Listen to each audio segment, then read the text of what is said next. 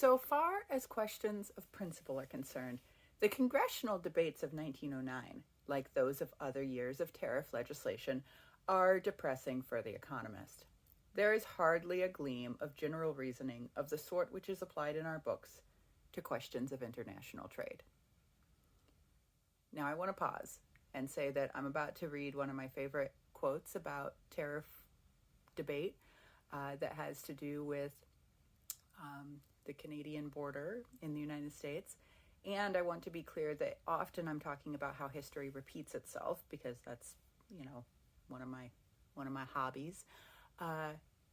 This is not me saying that this is history repeating itself. The Payne-Aldrich Tariffs were done by the tariff reform was done by a Republican president. President Taft promised that this would happen. He campaigned on that promise. He then got into office and passed it off to the legislator and said, hey, you need to do this. And then there was a public line by line debate over the tariffs. And tariff reform did, in fact, go into effect. And it was public, and people understood why it had happened. And people like Taussig, who I'm about to read from, were able to say this part was totally illogical. Why did we do that? In a public way. And President Taft, in fact, was very hands off about this process, intentionally, clearly, this is actually a legislator process when we're doing huge tariff reform. So keep that in mind, that's the context for this. And he starts by saying, nonetheless, it is disheartening to see how crass is the protectionism of most leaders in the dominant party.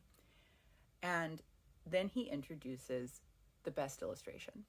It says, no better illustration of this state of mind can be found than in a speech made by Senator Elkins, who argued that the duty on coal should be retained for the protection of the mining industry of Washington and adjacent states because their mines were ill-situated and produced inferior coal.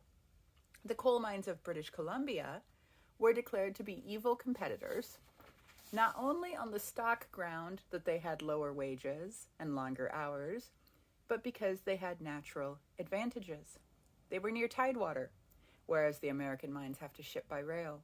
Their coal is more easily and cheaply mined, and is one of a higher grade. Quote, the coals of British Columbia are inexhaustible and better than the coals of Washington and other western states. It never seems to have occurred to this speaker, or to any critic, that such bounty of nature could be a cause not of disadvantage, but of advantage to the adjacent American region.